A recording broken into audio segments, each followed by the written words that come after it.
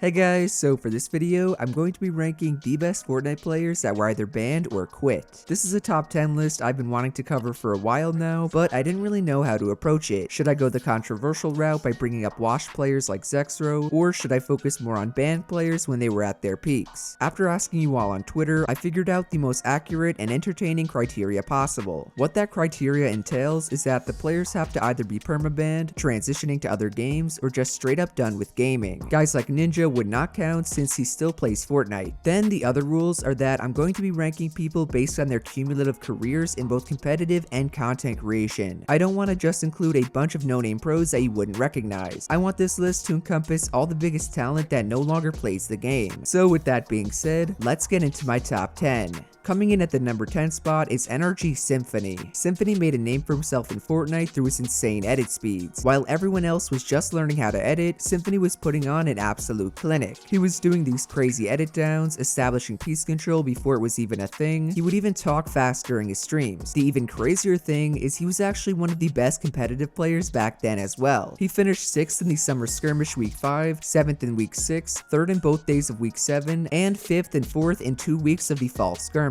Possibly Symphony's greatest Fortnite achievement though was qualifying for the NA Winter Royale Finals. This was the first open tournament Fortnite ever had, and Symphony placed above many established pros. Unfortunately, however, this would be one of the last times he actually would. Symphony never really put his full effort into competitive. Even while placing 9th in the Trio FNCS Grand Finals, he put content creation first. I honestly don't blame him, as he's currently killing it in Warzone. I just wonder how much he could have accomplished had he continued to grind Fortnite. Next up at the 9th spot is another editing god named Jhamak. Just like Symphony, Jhamak was one of the most mechanically skilled players during the early days of Fortnite. I remember watching his stream almost every single day and just being mind blown at how fast he could build. Obviously, I wasn't alone, as Jhamak was picked up by FaZe Clan alongside Cloak, Space Lion, and Tfue. Jhamak proved himself pretty early on by placing 7th in the first week of the Summer Skirmish, 14th at the PAX West LAN, 2nd in the 5th week of the Fall Skirmish, and 9th at WSOE 3. These placements alone solidified Jhamak as a top-tier competitor. Fast forward a few months, and Jhamak was still competing, he just wasn't seeing the results he wanted to. I'm not sure whether it was a lack of motivation or what, but he clearly seemed to lose some steam after his duo Tempo quit the game. Still, he finished out trios and squads, placing 13th in the Chapter 2 Season 1 Grand Final. There's no doubt in my mind Jhamak could come back today and compete again at a high level. For now though, he's off playing Valorant like half the people on this list. Speaking of Valorant, the 8th best player that quit is my homie Zweifel. I'm not gonna lie, I got really sad when I heard Zweifel was quitting. His old videos inspired me to grind on keyboard and mouse and eventually make a career out of Fortnite. Now, for those of you that don't know who Zweifel is, he was one of the most cracked players, period. You know the Zweifel cone I talk about in my retakes? He created it. On top of that, in competitive, he placed 2nd in week 2 of the Fall Skirmish, 6th at the TwitchCon LAN, and 3rd in both the Gauntlet and Blackheart events. He also placed top 5 in the Cash Cup the day before he quit, and finished top 4 in 2 different squad FNCS weeks with Booga and Stretch. Why Zweifel quit came down to a lack of motivation. He played Fortnite non-stop every day for years and was burnt out. Plus, Valorant came out and Zweifel is absolutely insane at it. I would not be surprised if he ends up being one of the best Valorant players in the coming months. So hopefully one day Zweifel comes back. Regardless, he'll always be a legend in my book.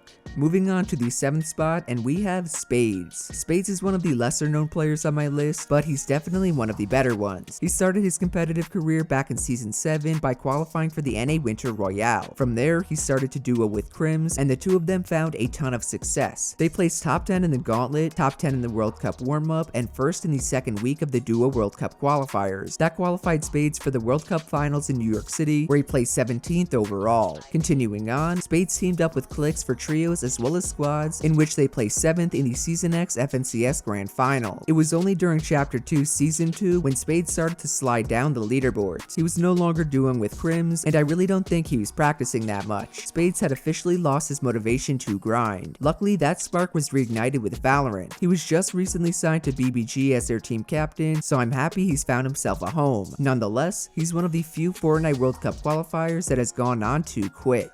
6th up is one of the original players I looked up to, Liquid Poach. If you've been following competitive Fortnite for a while, then you should know how OG Poach matches. He was signed with the original Team Liquid squad of Chap, 72 Hours, and Strafe Shot way back in Season 4. This was around the time of the Summer Skirmish, where Poach was arguably the best player in the world. He placed 5th in the 3rd week, 2nd the week after, and 1st the week after that. Additionally, he placed 3rd at the PAX West LAN and 3rd in the Fall Skirmish. What went wrong, which was kind of a common theme in his career, was how vocal he was about the state of Fortnite esports. Poach was one of the first people to call out Epic on their BS, even while he was winning all of their tournaments. And just putting 2 and 2 together, that was most likely the reason he quit. Poach always wanted to compete in a real esport that was actually competitive. You could not and still can't really say that about Fortnite. No amount of money will ever fix stuff like the Infinity Blade or the Mythic Grappler. So while I am sad to see Poach go, I know he's gonna kill it in Valorant. Halfway through, and the 5th spot goes to TSM Vinnie. Vinnie was easily one of the last players I thought would quit. He had hundreds of thousands of dollars in earnings, he was very successful, and he duoed with my mortal enemy ZexRow. The man seemingly had it all. Yet, like you've heard 5 times already, he ended up moving on to Valorant. Now, to give you a brief glimpse into his Fortnite career, Vinnie was as consistent as it gets. He placed 3rd at the TwitchCon LAN, 3rd again at ESL Katowice in duos, he won the ESL Katowice solo event, and he finished 9th in the World Cup. Those are some of the most impressive achievements in Fortnite history. To further prove my point, Vinnie placed top 3 in 2 separate trio weeks on West, and then came 2nd in the Squad Grand Finals on East. There was no sign he was ready to quit until the DreamHack LAN event, where he quite literally quit on the spot. So Vinnie, if you're watching this, I gotta give you credit for carrying ZexRow that whole time. That's one of the hardest things anyone could do, and you did it for 2 years. Bravo. On to the number 4 spot, and we have the biggest banned player of all time, FaZe Jarvis. Aside from all his YouTube vids and Twitch streams, Jarvis was a really good player. He placed 16th in the Fortnite World Cup solo qualifier, 22nd in the next one, and 5th in the one after that. In case you don't know how close that made him to qualifying, the top 2 solo players qualified from NA West, meaning he was 3 spots off. Fast forward to trios, and Jarvis did pretty decent. He managed to qualify for the FNCS Grand Finals with only a few weeks of practice. Not to mention, this was all before Linear was added. Jarvis was a top controller player before controller on PC became broken. Could you imagine how many tournaments and events he would have won if he never got banned, or how many viewers he would get for being a top tier controller player in FaZe? The possibilities are endless. Unfortunately, however, Jarvis is permanently banned from Fortnite. He used an aimbot for a video and was perma-banned on the spot. So although FaZe K blocked me on Twitter for calling him a clown, Jarvis is a good kid who still deserves his ranking on my list. 3rd is another banned pro player that goes by the name of Quid. Quid was an Australian pro player that I actually made a video on. It was all about how he was the youngest pro player in the world and me asking him questions on how he got so good. I had to go and private that video, by the way. Regardless, Quid was one of the most talented players I had ever seen. On top of playing on some insanely high sensitivity that made Mr. Savages look slow, he was just a few spots off of qualifying for the World Cup. He won numerous solo and duo cash cups, and he won the duo FNCS Grand Finals last season. I guarantee he was going to qualify for the 2020 World Cup as well. The thing is, Quid has been permanently banned from Fortnite. I guess he had some controller emulators on his PC, and the anti-cheat system picked them up and banned him. I cannot say for certain how long he cheated for, or if he even used them. Like, he placed 5th at the Australian Open LAN. Is it really even possible to cheat on LAN? I don't know, but I guess that's something we'll always wonder about. Coming in at the 2nd spot is Cloak.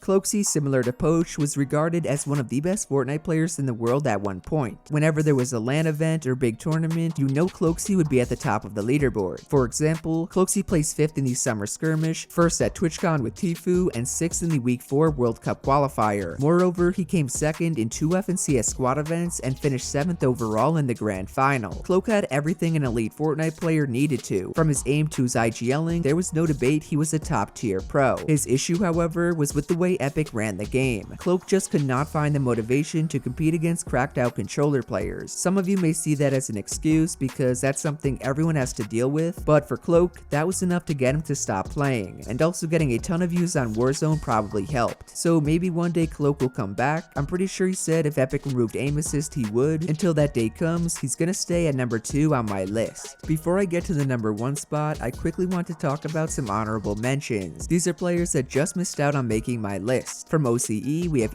Lad, who is banned for using an FOV slider.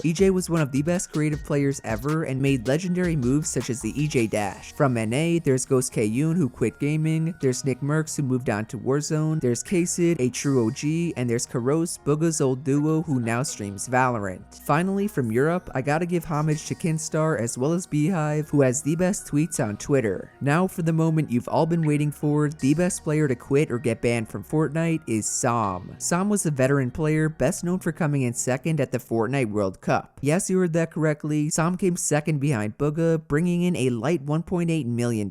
Sam was not just a one-hit wonder though. He placed second in the Fall Skirmish, fourth at WSOE3, and abused the heck out of the Infinity Blade during the Winter Royale final. No joke, he's the reason it got taken out. The weirdest thing about why Sam quit to me was how seemingly unexpected it was. He had been competing all throughout Season X and Chapter 2 Season 1. I get that he was playing other games in his free time, but he was still grinding scrims like every other pro. Still, Sam announced his departure from the game soon after the Valorant beta came out. He did not play FNCS duos or any competitions during Chapter 2 Season 2, which I actually just realized makes him one of the earliest players on my list to quit. So for all you boys and girls out there who want proof that money does not mean happiness, there's no clearer example than Sam quitting Fortnite. Overall guys, that's my top 10 list for the best players that were either banned or quit Fortnite. Let me know down below whether you agree or disagree, as well as anyone I may have left out. On top of that, if you enjoyed the video, do be sure to drop a like, subscribe to the channel, and to turn on post notifications. Shout out to everyone using CourageJD. If you guys want to support me, please remember to use my code for the Season 3 Battle Pass. I will love you all forever if you do. Otherwise, that's it from me, and I will see you guys in the next one. Later.